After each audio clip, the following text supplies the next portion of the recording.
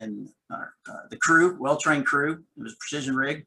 We had a mud logger out there. We had remote monitoring, good modeling, and even on a couple of times we had logging while drilling. Actually, unfortunately, because we lost one BHA, which really was one of the reasons we got a $25 million price tag. Ultimately, we failed at various levels to detect, understand, and respond in a timely manner what the problem was. And this presentation is really going to focus on the first step, which is detection. So my partner and I, which I'll introduce in a bit, we're developing a unique method of shaker surveillance, hence the computer vision at surface, which I feel if it had been on location, would have prevented this. And this is the whole reason we've started Drill Docs. Now, and I know that we're not the only ones with this issue. Actually, after researching the problem, I discovered it's a major global issue. And these numbers actually come from insurance companies. For you guys that heard me at the beginning when I was talking to Deb, trying to get definitive, non-productive time information in our industry is incredibly hard. Nobody obviously wants to talk about problems, but I'm hoping that this age of sustainability and digitalization is going to get us off the fence and start managing this. So where do you get the numbers from? I went to an insurance company that actually has to pay out these problems. So 56% of losses are due to mechanical sticking, which was caused by wellbore instability or poor hole cleaning. 90% of these occur in shale. And unfortunately, this usually means that at 90% level, the hole is lost. Add to the fact that 75% of all wells drilled encounter shale, it's easy to see that this is a major issue. And usually I ask here is, when we're giving this to clients is, does this resonate with you? And typically it does, because somebody somewhere has lost a well, even in the shale, which is supposed to be a factory drilling mode. So why didn't we see early signs of the problem?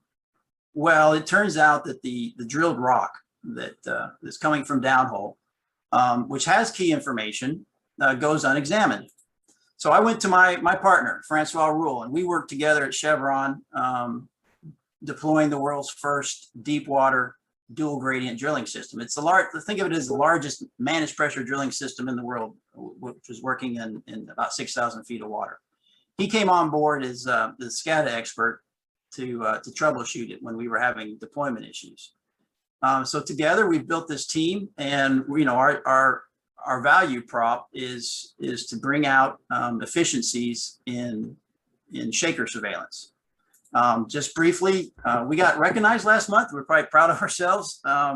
We had the Sarah Week, and we gave this pitch out, and we were sort of the People's Choice Award for the presentation we give. And so our job here is to bring computer vision to the drilling rig. So fundamentally, it's pretty simple, guys. Rocks leaving the well will be monitored and analyzed by a solution we call CleanSight. It's installed at the rig's mud processing area, and it's going to be the industry's first, believe it or not, computer vision system to measure rocks coming to surface autonomously and 24/7. So computer vision, briefly. It's used in many applications. I'm sure most of you have it. If you have an Android, hopefully you've been using Google Lens and checked it out. But typically we know it as detecting cars and pedestrians, or for facial recognition. And they require large data sets and efficient models, mathematical models, to perform object detection and image classification. Today, however, heavy industrial computer vision is less common. And there's a lot of good reasons for that, particularly in our drilling environment. You can appreciate how dynamic and hazardous and environmentally challenging it is. But as an example, if you use Google Lens, I think even Apple may have an app that you can do. But if you point it at a rock, take a picture of a rock, it's going to tell you it came from Mars or was used in a riot. And this is because there are no usable data sets, even for plain dry rocks sitting around. So we're using deep learning techniques to build a comprehensive model that detects, tracks, and identifies the rock types that are coming during the drilling operation. So problems invariably start at the formation being drilled. And to detect them, we capture 3 rock measurements at surface. Very simply, we're looking for size, shape, and volume. And the differences in them will allow us to predict downhole issues. And these GIF files here are from our various testing algorithms that we're doing, where we have to try out a lot of different algorithms to see which is going to do best before we get out to the rig. And our job here is to extract that information. And the hope here, because we're in proof of concept, is to bring to the drilling and geomechanics team for the first time usable information, real-time information that's going to answer key operational drilling questions. And those are in the middle. I'm sure you can think of more complicated ones or more sophisticated ways to say them in your drilling procedures, but frankly, it's pretty much these 3. You know, are problems brewing? Is it okay to trip? And is the hole stable? And these are the kind of decisions that are being asked on an hourly basis. Is the hole clean and is it stable? Do we need to take action? And as drilling moves towards more automation, the on-site and remote teams are going to, we feel, value this expert advice and reliability that the shaker surveillance offers. To date, I'll go into this one here. So just briefly, the benefits, I've got another slide here that'll talk in more detail if we have time and there's interest, but we go into each one of these, particularly around the safety side, about what's happening within the shaker area. So, you know, the shaker doesn't get a whole lot of love. It's sort of a well, not disrespected, but because it's low tech, it gets ignored. And it's kind of ironic because when in any drilling operation, typically somebody, if they're switched on, is going to say, go check the shakers. I've even seen it in SPE papers where the mud logging folks and the geomechanic folks will say, you know, go check the shakers, written in the paper. So the benefit of shaker surveillance is recognized. When you lose 4 wells, you've stranded reserves. We can see that, right? If we can't get casing to bottom, or we have a poor cement job, we're going to have a bad completion, and again, a not as productive well as it should be. So these at a high level are what we're trying to bring value to. Is it a big problem? Well, I mentioned it was. I mean, globally, besides the 1,300 rigs that we're chasing, we do feel that if we can get the camera down to the right price, it should be on every rig. But from a geomechanical point of view, I love this quote from Amy Fox.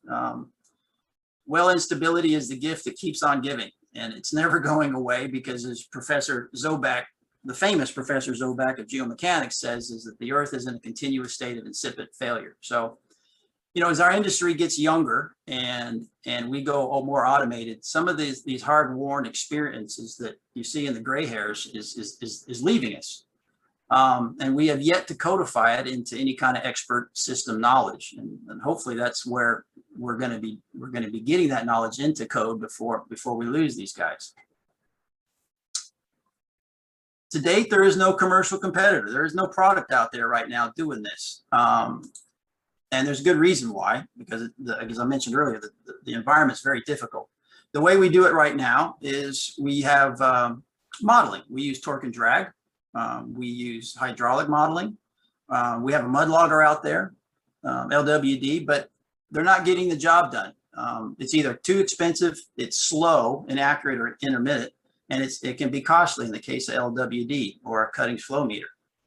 And they're not getting the job done. I mean, it's $1 billion problem right now. When we had the rig count up, it was, you could say, 3 to 4 billion a year problem. I've seen 8.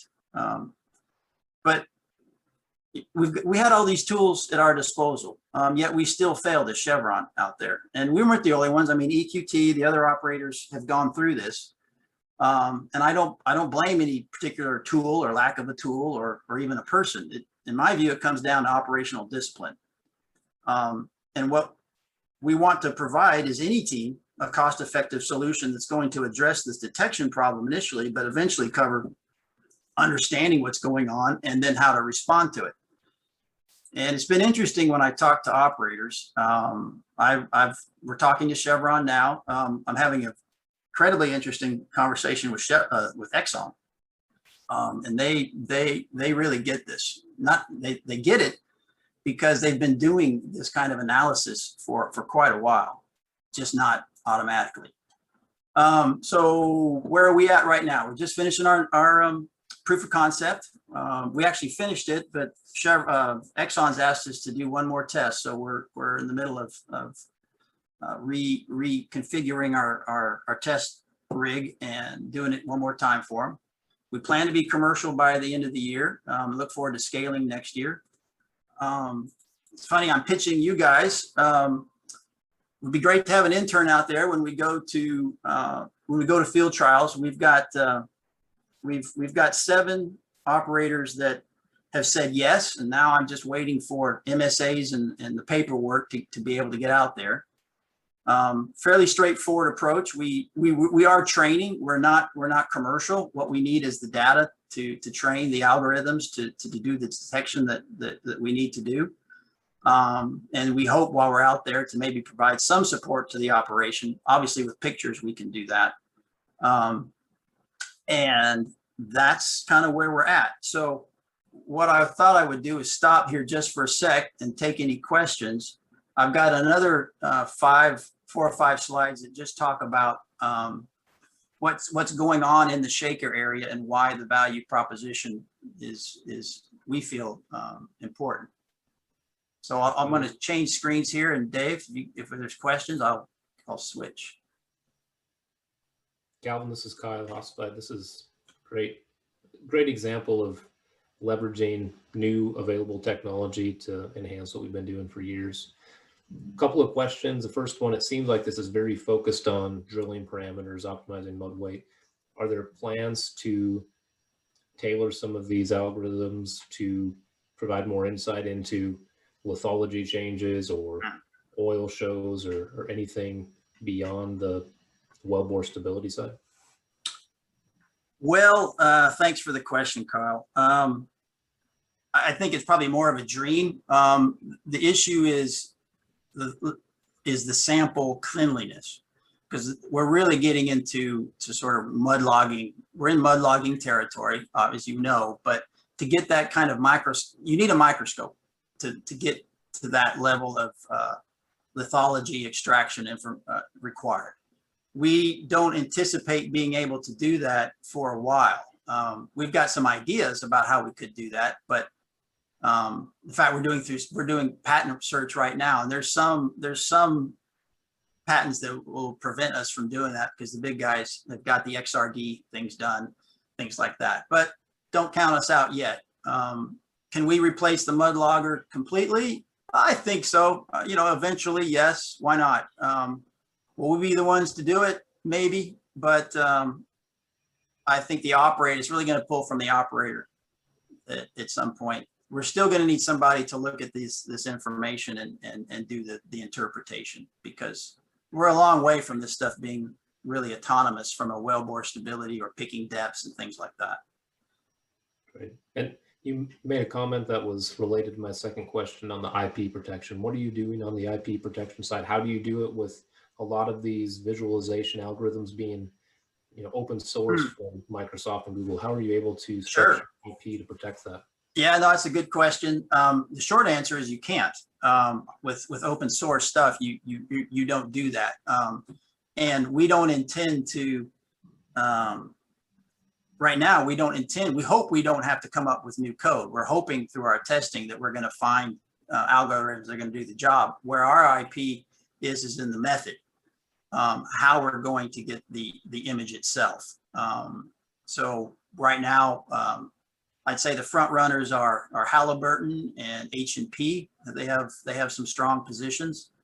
Again, none of them are commercial, so got to keep that in mind, guys. That they have a great patent, but nobody's doing anything with it. So H&P in particular has got a strong one, and we've been talking to them about potentially wanting to license them, but we're not going to do that till we show that we've got ours first.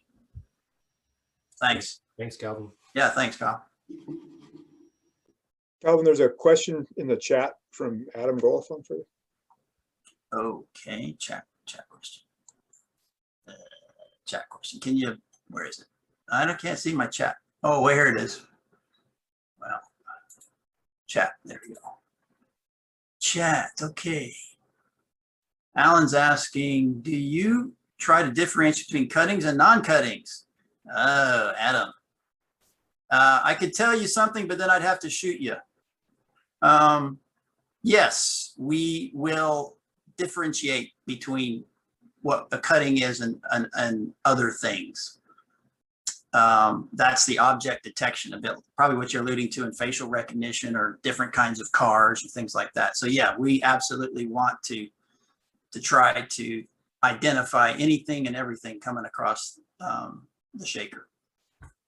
And you mentioned the mode of rock failure. So yes, absolutely. If we want to be able to talk about wellbore stability, then yes, we're going to have to be able to train the system to understand the 3 or 4 failure mechanisms that occur downhole. Are you just using visual imaging or anything? Are you just using vision or anything that extends into the multispectral? Yeah. Well, we'd love to get a multispectral camera out there, but they cost $1 gazillion. They're very expensive. We will try to do some, let's say, cost-effective sensoring around spectral imaging just to see if we can see through oil-based mud and water-based mud and what we might be able to see, to go to Kyle's point about lithology. But it's really going to be a bit of a, rocket science kind of thing right now. We haven't done it in the lab. That's not what we're focusing on. We don't think we need that. The spectral stuff is more to Kyle's question about what's the future. Good questions though. Thanks. So let me just bring up, for those that are, I'm not sure you're doing on time. So what we're asking for our operators is to do a paradigm shift, to go from, and this is really drilling folks will understand the smoke signals. That's typically the way we read things. For all the modern technology we have and the models we have, the well still talks to us relatively slowly. And as you can imagine, trying to read smoke signals, it takes an expert. So we're hoping that the CAT scan is the equivalent of where we're going. Just briefly, safety. So there is a strong safety component. It is a hazardous area. Nobody wants to be in the shaker room, even me as a company man, as much as I know I needed to do there and do my rounds. It's noisy, stinky, steamy, etc. So it's not a nice place to be. It can be prone to, if you get gas at surface and you weren't expecting it, you can get the whole room, including yourself, splattered, and it can be dangerous. But it is also an important safety element that the shakers have to be working for you to maintain your primary well control barrier. So again, they get a lot of disrespect, and people are complacent about them, which is unfortunate. And I believe this might be one of the, what do you call it, serendipitous or just lanyap. When you start looking at the shakers continuously and you can extract information from them, the performance should go up all around. Yes, there's a lot of data that comes out there, and some critical decisions are being made or not made in our case that I mentioned. And again, a global problem. So the shakers are ripe for digitalization. The bigger one is why, right? So in fact, that was my last rig. That was the precision guy. That's Bryce on the right. He's the tool pusher. And the question is, well, who's responsible for the shakers? If you don't have a mud logger out there, then nobody's really looking at the shaker. And even when you have a mud logger out there, that fellow's job is primarily lithology. You're lucky if you have somebody that's actually experienced in the geomechanical side and can pick up a caving versus a cutting. The derrickman is the one who's responsible for tuning the shakers and changing the screens out. The mud engineer, he'll go maybe more often than the company man like me, but I wouldn't bet on it. I'd be kind of 50-50 on it. And that, as I mentioned, the conditions, it's not a nice place to go. So it's infrequent. in terms of going to see what's there. My last slide before finishing up here is maybe for those folks that are familiar with well control, taking a kick. So we always think of it as gas and liquid. Very rarely do we think about it as solids, right? The formation's got to be giving us some solid as the influx happens. And this is primarily due to stability. If we took a kick, it's because we were underbalanced with our mud. And if we reach collapse pressure, which is below pore pressure, then the formation is also going to break down. So we should see, we have wellbore integrity issues versus well control issues. So just trying to remind folks that the wellbore integrity isn't just well control, and it is also the formation itself and the integrity of the wellbore. Okay, that's me for the deck, guys. Any more questions? I'm happy to take them. I'm not sure we're doing on time, Dave. I lost track. We've got about 5 minutes. And I'm looking for our next speaker here. Find him. Well, Dave, Calvin, I've got one more. Can you speak to the process of seeking out capital, raising capital, what that looks like, and what your experience has been? So we're bootstrapping. I came on this idea about a year ago. This is my third startup. I'm not fundraising right now. We intend to fundraise once we're in the field and that we've got something to show. So once we've got let's say more credibility, we've got a rig, we've got an operator that believes in us, is helping us refine the product, then we'll start fundraising.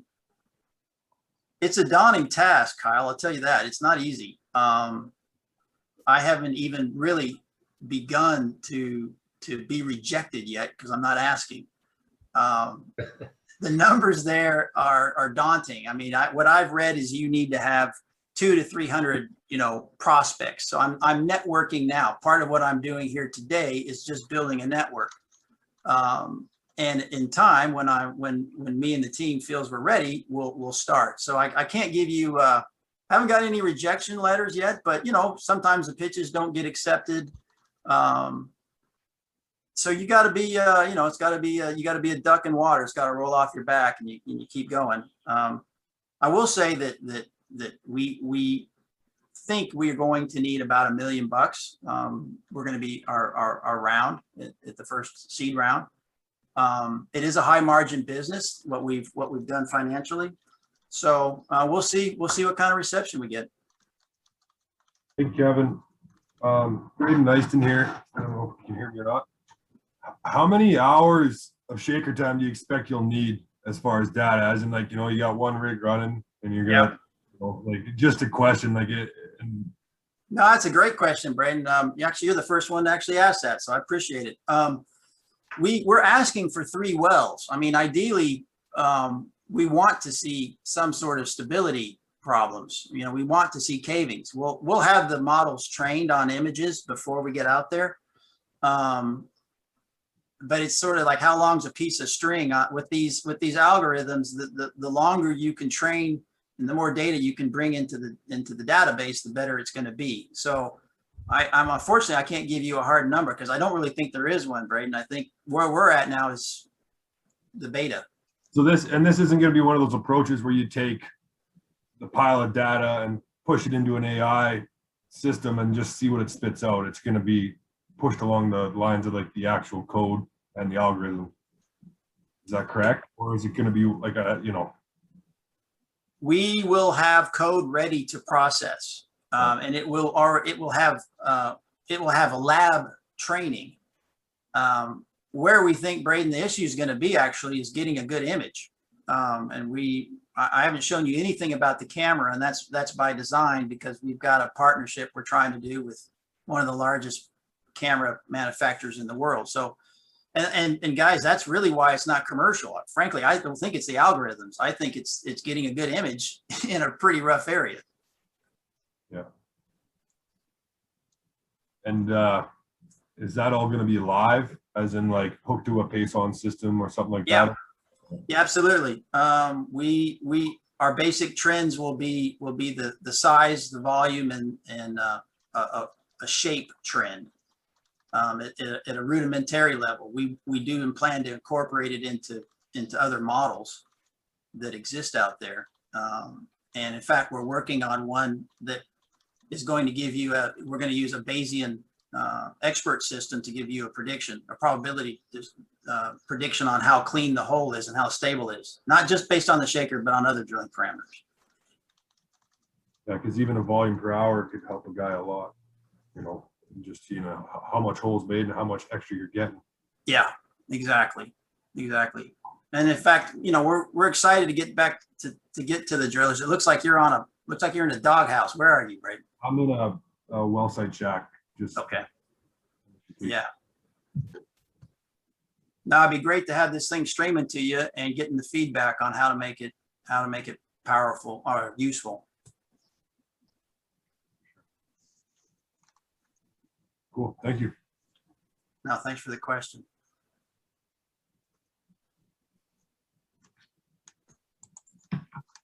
So are there any other questions for Calvin? No. Let's see. Shane, are you, I'm not seeing you. Are you out there, Shane?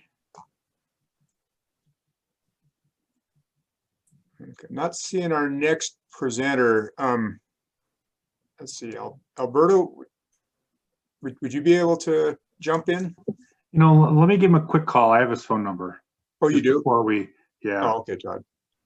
Okay, I can entertain you with shaker images. okay. That was a tongue-in-cheek one. I actually do have some up, but wasn't sure what kind of. Let's see if Todd can get a hold of Shane here.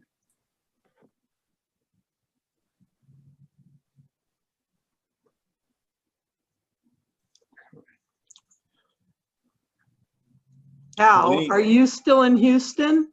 Yes, I am, Mary. We still here waiting for summer. It's just starting to show up. Well, don't whine. We've got months until it shows up here. I don't like Houston summers, so never have, never will. But of course, we had that wonderful winter, right? So Yeah, you did. Are you going to be at the golf tournament later this month? Oh, good. Yes, I am. Doug and I are going to come down for it, so that'll be fun. While you're just waiting, can you see my screen here? Yeah. So just to give you an idea about the images, right? So this is a poorly run shaker. It's water-based mud, and we're not going to be able to get a whole lot of good information in terms of volume, like what maybe Braden wants. So what we're going to ask, let's say Braden's the company man. We're going to say, Braden, you need to tell the rig crew to stop wasting mud and let us get a better picture. So some of this stuff, we're going to have to change the way people manage their shakers. What's another one?